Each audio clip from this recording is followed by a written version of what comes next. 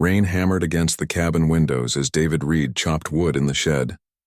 Each swing of the axe helped quiet his mind, helped him forget the faces that haunted his dreams. He had been living alone in these mountains for 3 years now, far from cities, far from people who asked questions he could not answer. Bear barked from somewhere outside. The German shepherd rarely made noise without reason. David set down the axe and walked to the shed door. His dog stood in the rain, staring toward the rocky hills beyond the tree line. Something was wrong. "Bear never acted like this. What is it, boy?" David called out. Bear barked again, more urgent this time. He took several steps toward the hills, then stopped and looked back at David. The message was clear. "Come with me now." David grabbed his rain jacket and followed. His knee ached from an old injury, making the climb difficult. Bear led him away from the cabin, through thick forest and over slippery rocks. The rain fell harder. David thought about turning back a dozen times, but Bear kept moving forward with determination that bordered on desperation. They climbed for almost an hour. David's clothes were soaked through. His boots slipped on wet stone. Bear finally stopped at the edge of a deep ravine. Smoke rose from somewhere below, mixing with the rain and mist. David carefully made his way down the rocky slope. What he saw made him freeze in place. A ship, not human. The design was unmistakable even in its broken state. Draconid. The hull was cracked open like an egg, metal twisted and burned. Pieces of wing structure lay scattered across the rocks. His first instinct was to climb back up and pretend he had seen nothing. The Draconids were not exactly enemies anymore, but the peace between their empire and humanity was thin as paper. 15 years since first contact, and both sides still barely trusted each other. David had fought in the border wars before the ceasefire. He had seen what their weapons could do. Bear barked again and scrambled toward the wreckage. David cursed under his breath and followed. Through a gap in the hull, he could see movement inside. Someone was alive in there. The ship's interior was a mess of sparking wires and broken equipment. Emergency lights flickered red. David squeezed through the opening, his heart pounding. In the pilot's seat, strapped in but slumped forward, was a Draconid. They were smaller than David expected, maybe 6 feet tall.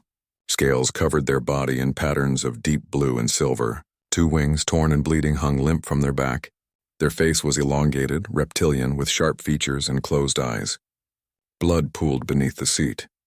David stood there, frozen by indecision. Every instinct from his military training screamed at him.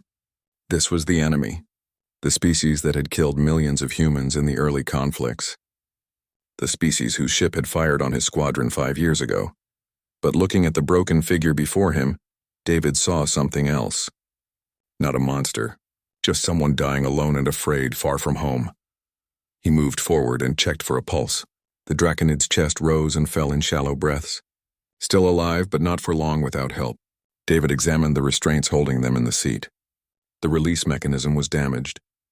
He pulled out his knife and started cutting through the straps. A warning light on the console began blinking faster. David recognized the symbol from his training. Radiation leak. The ship's power core was cracked. He had maybe 10 minutes before this whole ravine became a death zone. Working quickly, he cut the last strap and caught the Draconid as they fell forward. They were heavier than a human of similar size, but David managed to lift them. The wings made everything awkward. He had to drag them more than carry them, moving backward toward the opening in the hull. Bear barked from outside, as if urging him to hurry. The emergency lights began to dim. David pulled the Draconid through the gap, scraping his arms on twisted metal. Rain hit his face as they emerged. Behind them, the ship's power core made a high-pitched whining sound. David did not stop to look back. He grabbed the Draconid under their arms and dragged them away from the wreckage. Bear ran ahead, somehow finding the safest path through the rocks. David's muscles screamed in protest. His knee felt like it might give out. But he kept moving. They were 50 yards away when the ship's core finally ruptured. The explosion was not as large as David feared, but the flash of blue light and wave of heat told him they would have been dead if they had stayed inside. Pieces of debris rained down around them. When David finally stopped, gasping for breath, they were at the base of the ravine near a cluster of large boulders. The Draconid lay unconscious in the mud and rain. Their breathing was weaker now. David checked their wounds. Burns, broken bones, internal bleeding probably. They needed medical attention he could not provide here. He looked up at the steep climb back to his cabin. It would take everything he had to get them there. And even then, what could he do? He had basic medical supplies, nothing meant for alien biology. This might all be for nothing. Bear sat down next to the Draconid and whined softly. The dog looked at David with eyes that seemed to say, "We cannot leave them." "I know," David said quietly. "I know." He took off his jacket and laid it over the Draconid to keep the rain off their face. Then he began the long, painful process of carrying them home. Tomorrow he would have to decide what to do next. Tonight he would just try to keep them alive. It was more than anyone had done for him when he needed it. David's arms felt like they would tear from his shoulders. It took him 4 hours to get the unconscious Draconid back to his cabin. He had to stop every few minutes to rest, his breath coming in ragged gasps. Bear stayed close, sometimes nudging David forward when he seemed ready to give up. By the time they reached the cabin door, dawn was breaking through the rain clouds. David kicked the door open and dragged the Draconid inside, laying them on the floor near the fireplace. He collapsed beside them, too exhausted to move. Bear licked his face. David forced himself to sit up. Rest could wait. The Draconid was still bleeding. He grabbed his medical kit from the closet and knelt beside the alien. Their scales were cool to the touch, body temperature lower than human. That might be normal, or it might mean they were going into shock. David had no way to know. He cut away the remains of their flight suit to expose the wounds. 3 deep gashes across their chest, probably from debris during the crash. Burns on their arms and legs. One wing looked broken in 2 places. David cleaned the wounds as best he could and used pressure bandages to stop the bleeding. The Draconid's eyes snapped open. David jerked back, startled. The alien's eyes were golden with vertical pupils like a cat. They stared at David with confusion that quickly turned to fear. The Draconid tried to sit up, hissed in pain, and fell back down. "Easy," David said, holding up his hands. "You are hurt. Do not move." The Draconid's head swiveled, taking in the cabin, the fireplace, the human kneeling over them. Their hand moved to their belt, searching for a weapon that was not there. They said something in their own language, words that sounded like gravel scraping metal. "I do not understand," David said slowly. "You crashed. I brought you here." The Draconid tried to push themselves away from him, wings dragging across the floor. One wing caught on a chair leg and they cried out in pain. Bear barked once, a sharp sound that made both human and alien freeze. The dog walked up to the Draconid and sat down. Just sat there, calm and still, looking at them with patient brown eyes. The Draconid stared at Bear, chest heaving with rapid breaths. "That is Bear," David said quietly. "He found you. He led me to your ship." The Draconid looked from the dog to David and back again. Some of the panic left their eyes. They said something else in their language, softer this time. Then they tried English, heavily accented and broken. "You saved me?" "Yes," David said. "Why?" The single word came out harsh and suspicious. David did not have a good answer. He was asking himself the same question. "Because you needed help," he finally said. The Draconid studied him for a long moment. They touched one of the bandages on their chest, then looked at their burned arms. "I am enemy, maybe," David said. "But not today." The Draconid opened their mouth to respond, but suddenly convulsed. Their body jerked and they coughed, bringing up dark blood. David quickly turned them on their side so they would not choke. When the coughing stopped, the Draconid lay still, breathing shallow and fast. "You have internal injuries," David said. "I cannot fix those. You need real medical help." "No doctors," the Draconid gasped. "No guy military, they will execute me," David frowned. "Human military?" "My military. Draconid Empire." The alien closed their eyes. "I am traitor. They shot me down. My own people." That explained the crash. Not an accident or mechanical failure. They had been hunted. David sat back on his heels, processing this. "What did you do?" The Draconid was quiet for so long that David thought they had passed out. Then they spoke, voice barely a whisper. "I refused order. They told me, fire on human transport ship, civilians, refugees. I said no. They opened their eyes and looked at David. So they killed me instead. Tried to." David felt something cold settle in his chest. He knew that choice. He had faced it once. The difference was he had followed his orders. He had dropped the bombs on what intelligence said was a military target.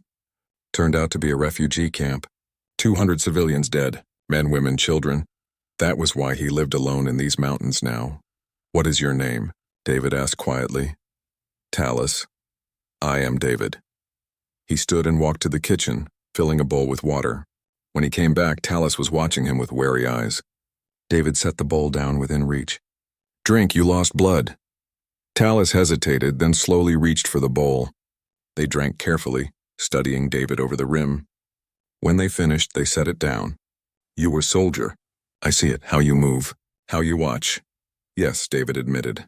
Pilot, long time ago. You fight draconids. Yes, you hate us? David looked at the fire crackling in the fireplace. I used to think I did. Now I am not sure what I hate anymore. He turned back to Talus. Why did you refuse the order? Talus struggled to sit up, leaning against the wall. Bear moved closer and laid down beside them, offering warmth. The alien looked surprised but did not push the dog away, because it was wrong. War is one thing. Murder is another. They were running away, no weapons, no shields. Just families trying to escape. Talus touched Bear's fur carefully.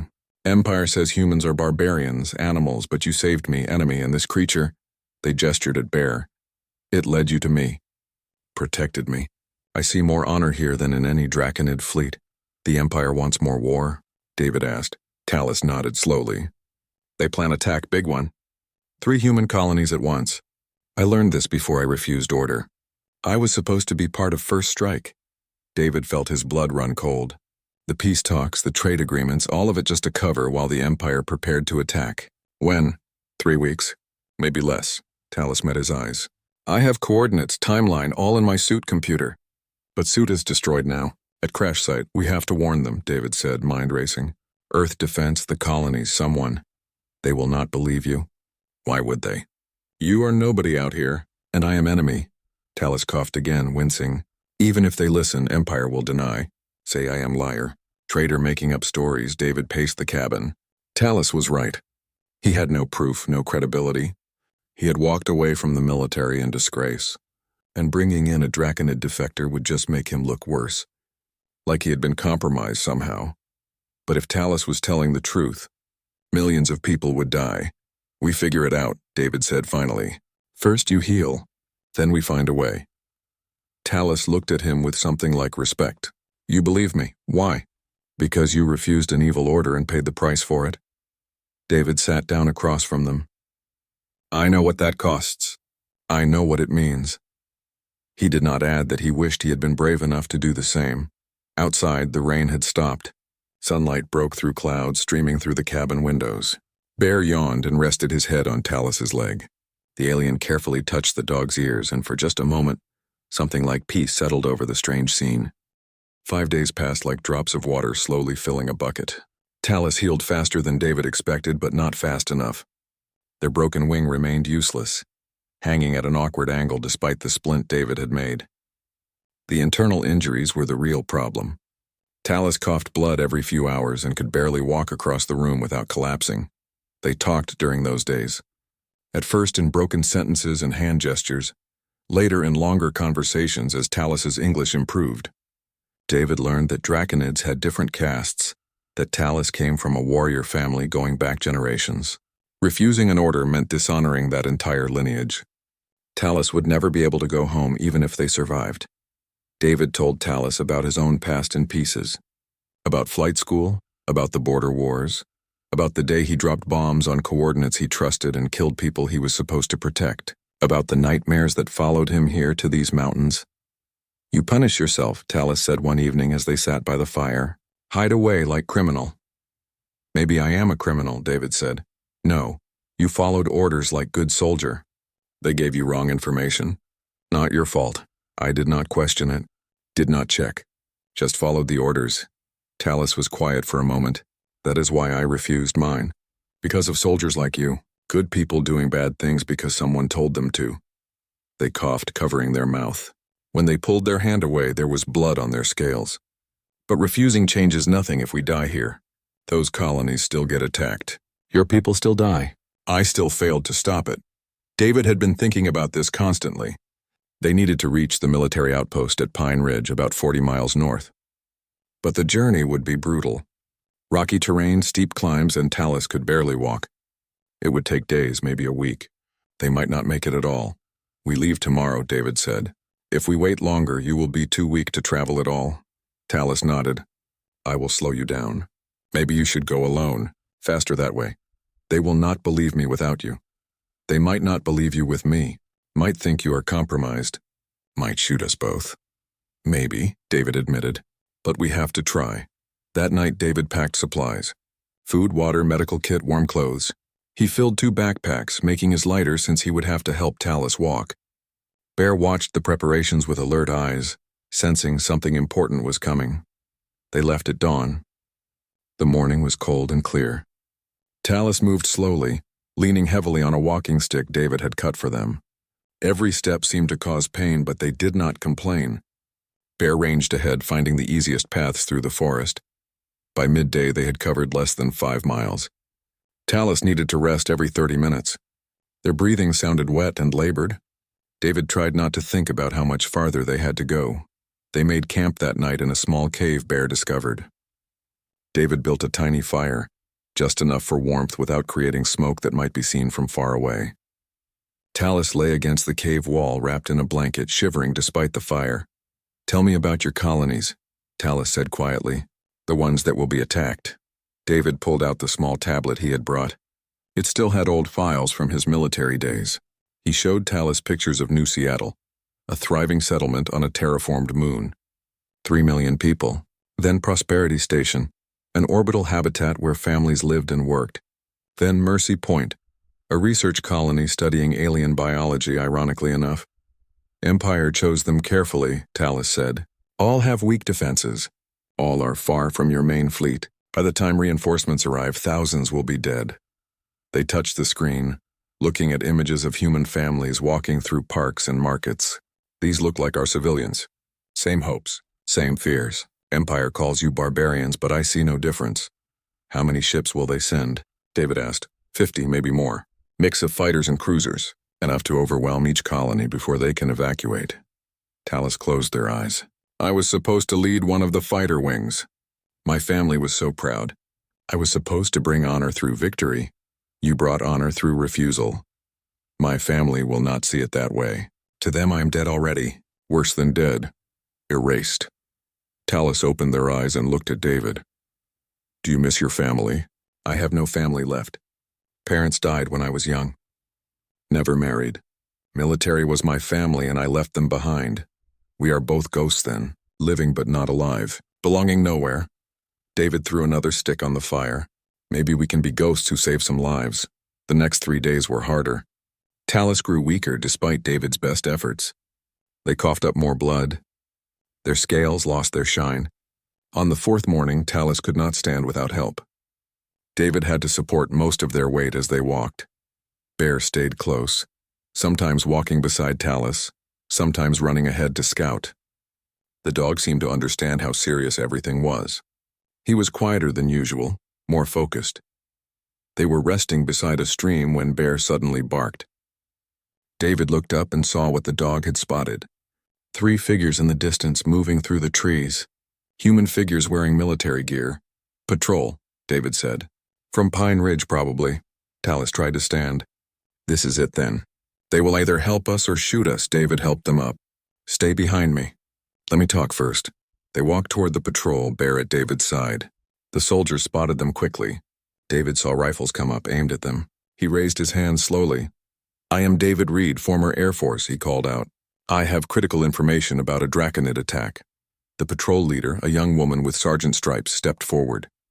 Her rifle stayed pointed at David's chest. Her eyes went wide when she saw Talis behind him. What the hell is that? She demanded. A defector. They know about an attack on human colonies. We need to get to Pine Ridge immediately. The sergeant looked at her squad, then back at David. You are harboring an enemy combatant. I am harboring someone who saved lives by refusing to kill civilians, David said firmly. And who has information that can save millions more. We need to speak to whoever is in command at Pine Ridge. You need to get on your knees, both of you, the sergeant said. Now. David slowly knelt. Talis tried to follow but collapsed instead, too weak to control the movement. Bear barked sharply and moved between the soldiers and Talus. "Control your animal," the sergeant ordered. "He is protecting someone who cannot protect themselves," David said. "Same as I am doing. Same as you should be doing." Two soldiers moved forward to restrain David. Another approached Talus carefully, rifle ready. The sergeant spoke into her radio. "This is Echo 3. We have a situation. 1 civilian, 1 hostile. Need immediate pickup and containment team." David met Talus's eyes across the small clearing. The alien looked exhausted and afraid, but also relieved. They had made it. Whether anyone would believe them was another question entirely, but at least now they had a chance. Bear sat down next to Talus and leaned against them. Even with soldiers pointing guns at both of them, the dog seemed to say that everything would be okay. David wanted to believe him. The transport vehicle arrived within an hour. David and Talus were separated immediately. David watched as soldiers carried the barely conscious Draconid into a different vehicle, Bear trying to follow until David called him back. The dog whined but obeyed, staying close to David as they were driven to Pine Ridge Outpost. The base was larger than David expected. Concrete buildings surrounded by high walls, guard towers at each corner, aircraft on the landing pads. They took him to a small room with gray walls, a metal table, and 2 chairs. An interrogation room. David had sat in rooms like this before, but always on the other side of the table. They left him there for 3 hours. A guard brought water but said nothing. Bear lay under the table, resting his head on David's foot. The dog seemed to sense his anxiety.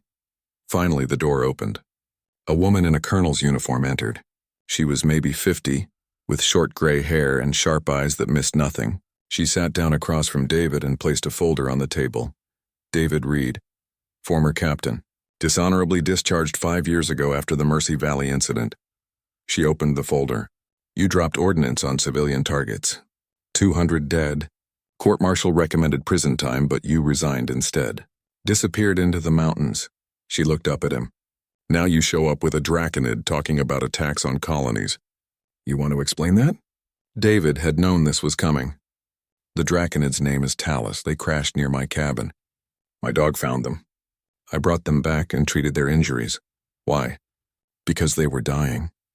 And you just happened to save the one Draconid who has information about a massive attack?"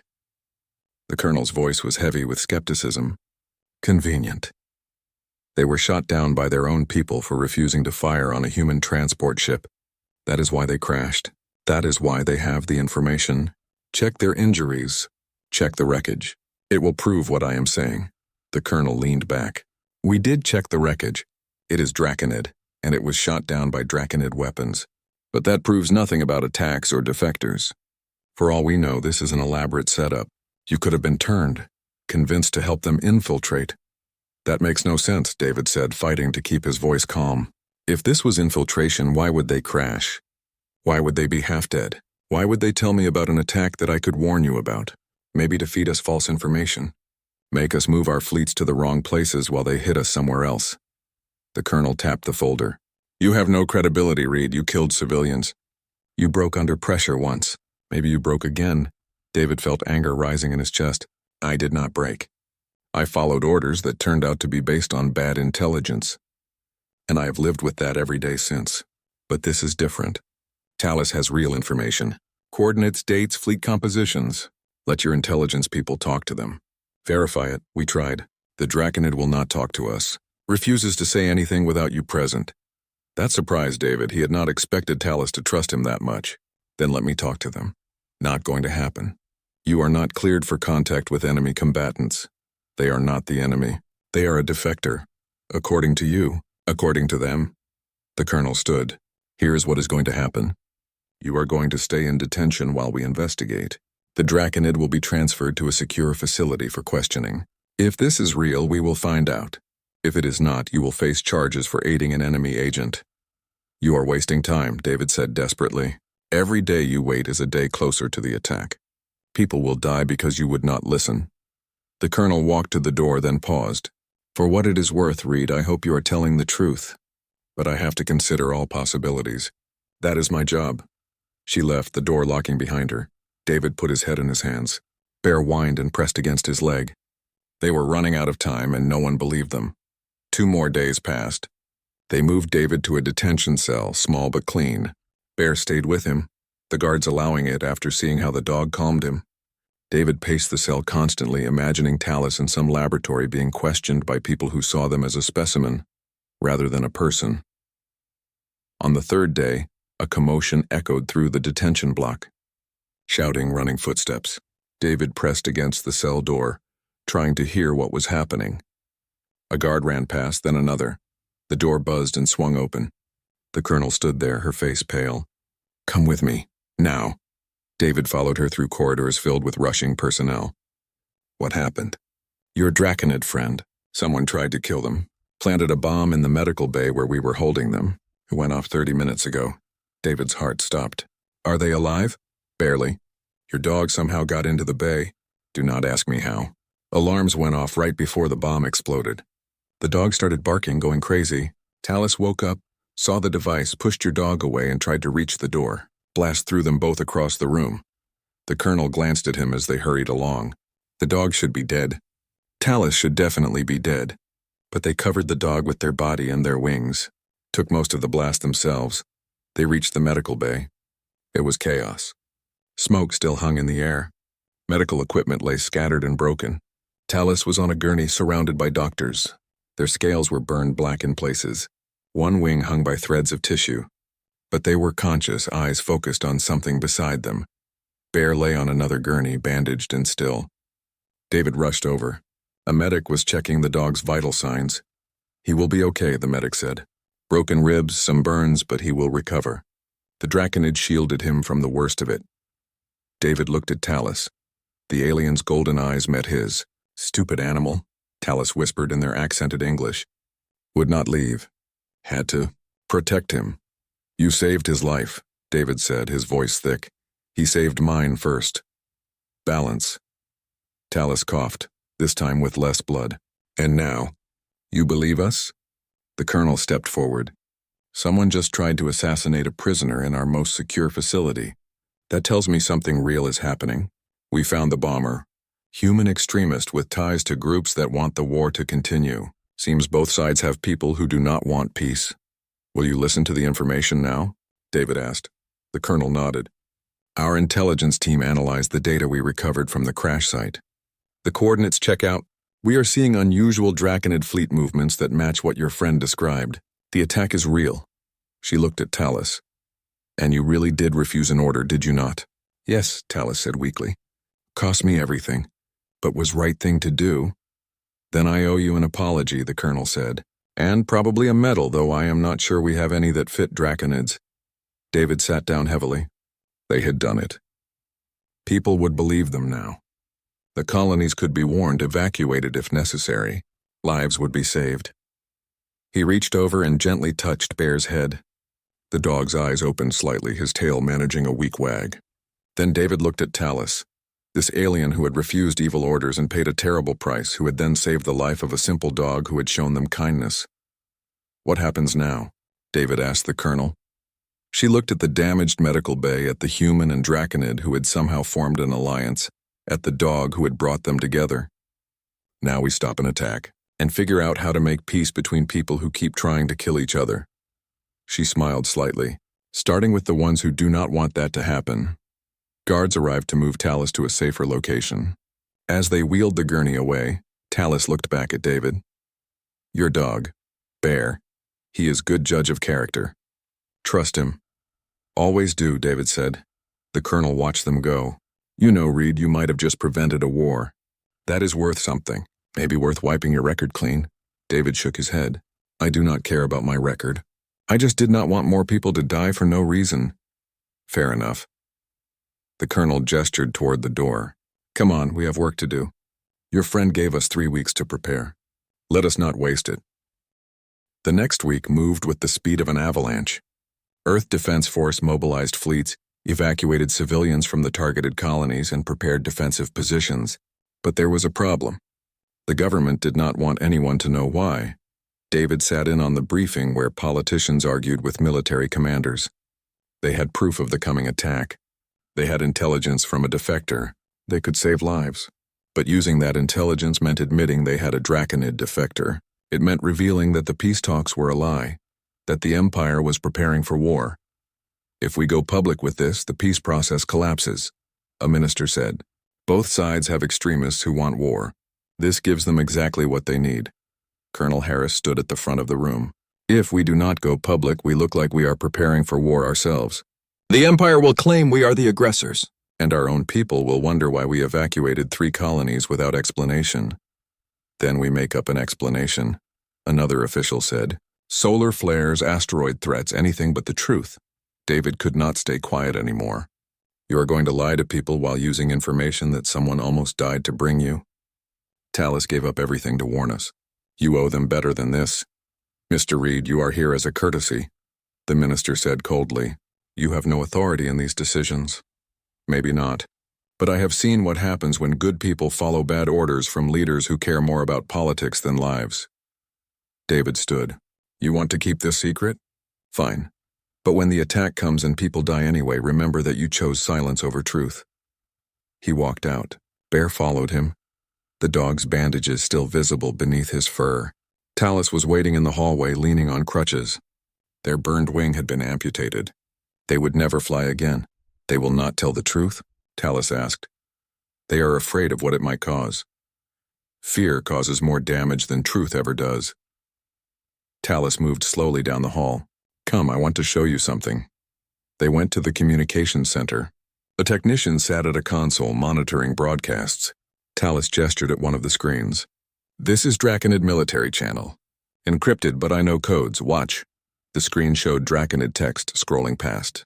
Tallis translated quietly. Orders for fleet movement. Assignments for attack wings. Timeline confirmed. 13 days now. They are really going through with it, David said. Yes, but there is something else. Tallis changed the channel. This one showed different transmissions, less formal. This is channel used by lower ranks. Regular soldiers. Look at what they say. David watched the text scroll. I cannot read it. Then I will tell you. Many are questioning orders, asking why we attack when peace talks continue. Some refuse to believe targets are military. Some ask about me, about the pilot who was executed for refusing orders. Tallis smiled slightly. Empire said I was traitor. But stories spread. Some call me coward. Others call me brave. Either way, they talk. They question. That is dangerous, David said. For them and for you. Good. War needs questions. War without questions is just murder.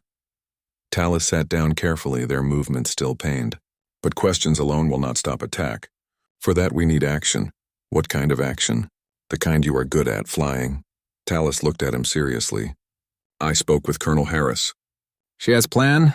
Small group of fighters to intercept first wave at New Seattle. Protect the colony while main fleet moves into position. She asked if I would help with tactics. I said yes. They paused. She also asked if you would fly. David felt his chest tighten. He had not been in a cockpit since the Mercy Valley incident.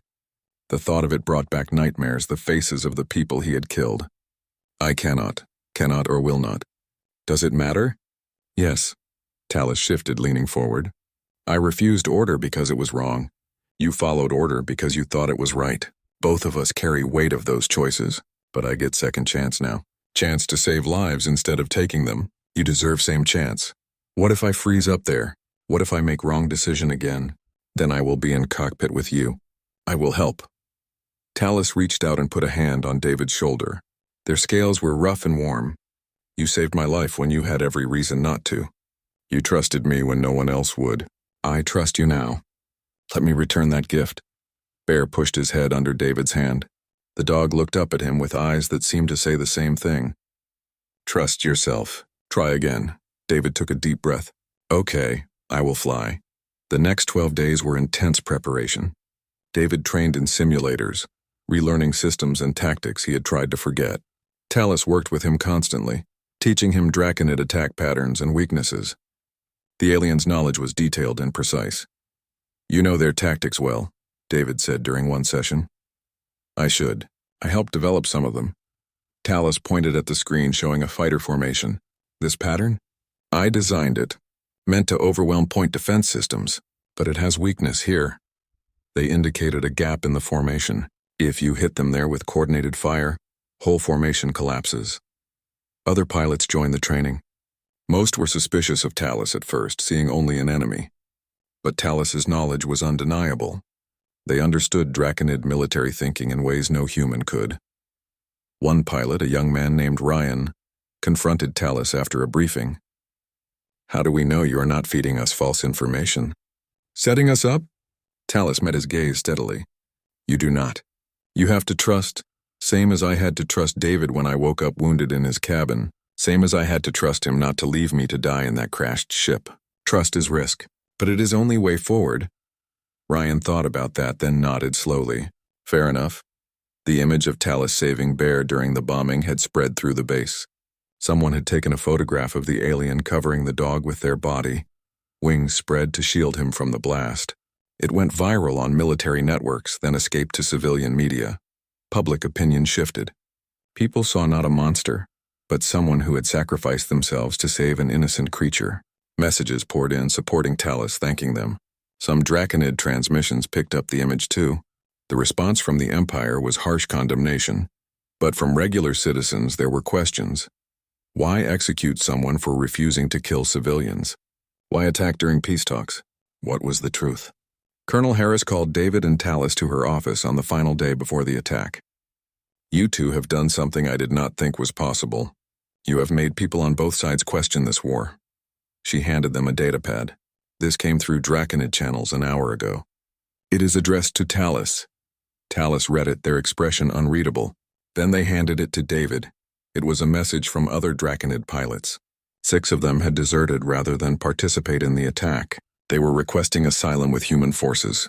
They cited Talus's refusal as their inspiration. 6 pilots will not stop an attack," Talus said quietly. "No," Harris agreed, "but it is a start. And 6 today might become 60 tomorrow or 600. You have shown them something important. That refusal is possible. That there are humans worth not killing. That dogs and dragons can be friends." She smiled at that last part. David looked at Bear, who was sleeping under the desk. The dog had recovered well, though he limped slightly now. But his spirit was unchanged.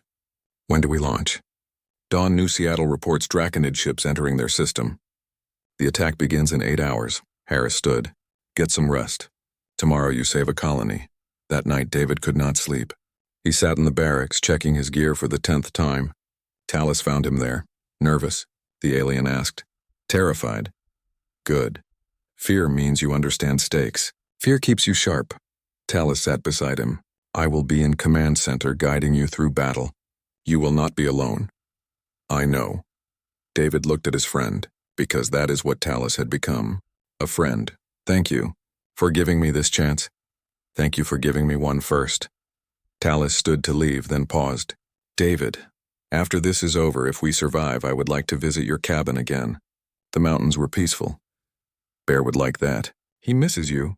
I miss him too." Strange how a simple animal taught 2 soldiers how to trust again. As Talus left, David thought about that. A dog finding a crashed alien. A human choosing to save rather than kill. An alien choosing honor over orders. Maybe peace did not come from treaties and politics. Maybe it came from small choices, made by ordinary people in extraordinary moments. He lay down finally and closed his eyes. Tomorrow he would fly again. Tomorrow he would face his past and fight for a better future. And somehow, despite everything, that felt right. Dawn came too quickly. David stood on the flight deck as crews prepared fighters for launch. His aircraft was older than most, a sturdy interceptor that had seen better days. But it was reliable, and right now that mattered more than speed or weapons. Colonel Harris approached with Bear on a leash. "Your dog insisted on seeing you off. Nearly chewed through a door to get here." David knelt and hugged Bear. The dog licked his face, tail wagging. "You stay with the colonel." "Keep her safe for me." Bear whined but sat obediently.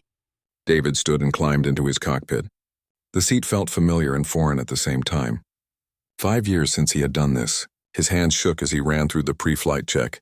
"David, do you read me?" Talus's voice came through his helmet speaker. "I hear you." "Good. I am in command center with tactical overview. 12 other pilots launching with you. New Seattle is 3 hours away at full burn. Draconid fleet will arrive in 2 hours. You will intercept them before they reach the colony." David's fighter lifted off with the others. They formed up in a loose formation and accelerated toward New Seattle. The colony appeared on his display as a cluster of lights on a moon's surface. 3 million people lived there, people who had no idea what was coming. Draconid ships detected, Talus reported. 43 vessels. Mix of fighters and bombers. They are in attack formation Alpha 7. That is the formation you designed, David said. Yes. Which means I know exactly how to break it. Listen carefully. For the next hour, Talus talked David and the other pilots through their approach. Where to position, when to fire, how to exploit the formation's weakness. David listened, his old training coming back, his fear slowly being replaced by focus. Contact in 30 seconds, Talus said. Remember, hit the formation at the weak point. Coordinate your fire. Make every shot count. You are outnumbered 3-1. The Draconid ships appeared on visual, sleek and dangerous, painted in the deep red of the Empire. David's targeting system locked onto the lead fighter. His finger hovered over the trigger. For a moment he was back at Mercy Valley, about to drop bombs on what he thought was an enemy position. David. Talus's voice cut through his thoughts. I trust you. These are military targets. These pilots know what they are doing. They chose this fight. You are saving civilians, David breathed out slowly. Understood. Engaging. The fight exploded into chaos. Laser fire crossed space in brilliant colors. David's fighter danced through the formation, targeting the weak points Talus had identified. Around him, other pilots followed the plan. It worked. The Draconid formation began to collapse as human fighters tore into its structure. But the aliens were skilled and determined. They adapted quickly, breaking into smaller groups. 2 on your tail, Talus warned. Break left hard. David yanked his stick left. Energy bolts seared past his canopy.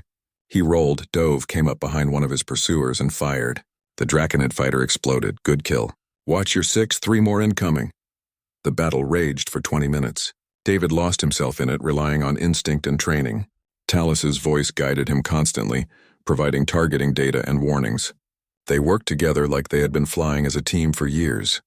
New Seattle is launching their defense fighters, Talus reported. You bought them time.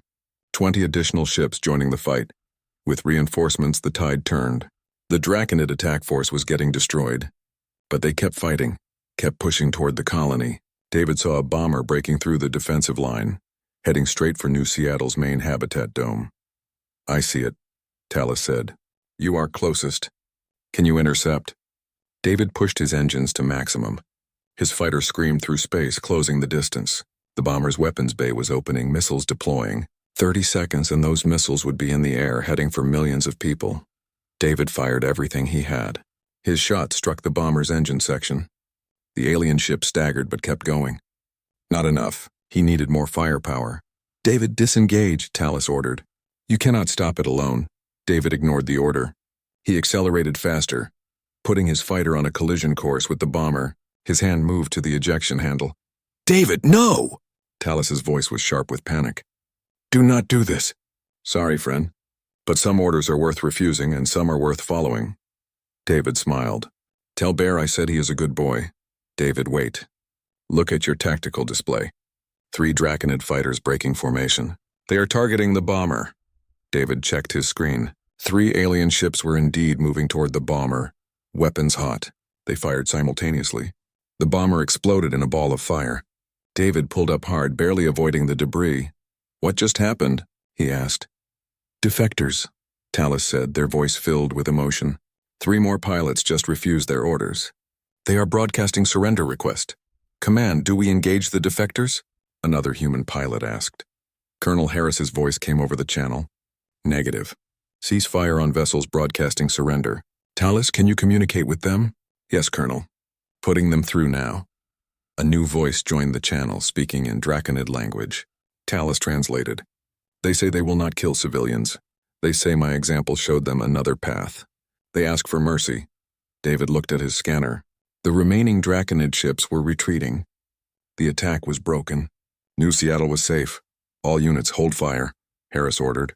Let them go. We won today.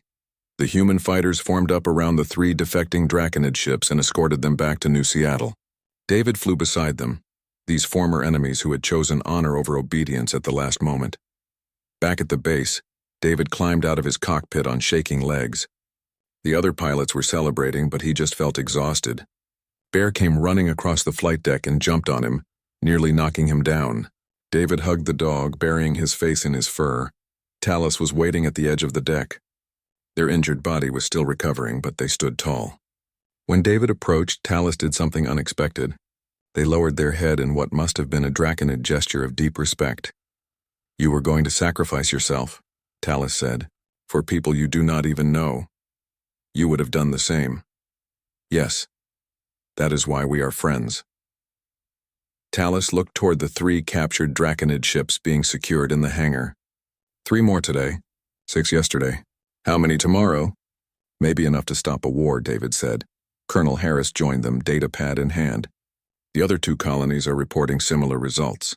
Prosperity Station and Mercy Point both held off their attacks. Multiple draconid defectors at each location. Your broadcast reached more people than we thought, Talus. The Empire is facing internal rebellion. Good, Talus said simply. There is more. Earth Command wants to meet with you both. They are talking about peace negotiations. Real ones this time, not covers for military buildup. They want draconid defectors to be part of the talks. You would speak for them. Talus looked at David. Will you come? I do not want to do this alone. Someone has to keep you out of trouble, David said, scratching Bear's ears. Plus, Bear would never forgive me if I left you. Over the following weeks, everything changed. The image of Talus shielding a dog from an explosion had spread through both human and draconid networks. It became a symbol, not of war, but of the possibility of something else. More draconid pilots defected, then soldiers, then civilians. The Empire's attack had failed not because of human military strength, but because their own people had refused to fight. Questions about the war spread through draconid society like fire. Peace talks began. They were difficult and tense. But this time both sides came honestly, led by people who had seen the cost of war personally. Talus spoke for the defectors, hundreds now, who had chosen conscience over orders. David spoke for the humans who had learned to see past the enemy to the individual. Bear attended every meeting, splitting his time between David and Talus. The dog became famous, a living reminder that kindness could bridge any divide. Politicians who had argued for war found it hard to maintain their positions when a dog and an alien sat peacefully together in front of them. 6 months after the failed attack, the treaty was signed. Not perfect peace, but an honest one. Trade opened. Cultural exchanges began. Former enemies started the slow process of becoming neighbors. David returned to his cabin in the mountains. But this time he was not alone. Talus came with him and Bear, and sometimes other defectors who wanted to learn how to live in peace. The cabin became a gathering place, a symbol of what was possible when individuals chose to do right instead of what was easy. One evening, David and Talus sat on the cabin porch watching the sunset. Bear lay between them, content. The draconid's wounded wing had healed as much as it would. They would never fly again, but they seemed at peace with it. Do you regret it? David asked. Everything you gave up? Talus thought for a long moment. I gave up my wings, my family, my home. But I gained something more important. I gained friends. I gained honor that does not depend on following orders. And I helped stop a war. They reached down and petted Bear. All because a loyal dog found a crashed dragon and led a human to help. Strange how the smallest choices can change everything. Not so strange, David said. Big changes always start with someone choosing to do the right thing, even when it is hard. You taught me that. We taught each other. Talus looked at the mountains, peaceful and eternal. This is a good place.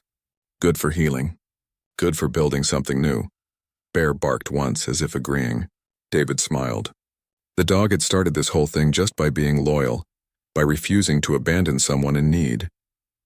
In a way, Bear had saved 2 civilizations just by being himself. In the sky above, stars began to appear. Some of those stars now had ships traveling between them, carrying people who were learning to trust each other. It would take generations to fully heal the wounds of war. There would be setbacks and challenges, but it had started here in these mountains, when a dog found a crashed alien and led his human to help, when a man chose compassion over fear, when an alien chose honor over orders. Those small choices had cascaded into something larger than any of them. David looked at his friend, human and alien sitting together in the peace they had helped create. Bear sighed contentedly between them. Tomorrow would bring new challenges, But tonight, there was peace. And sometimes that was enough.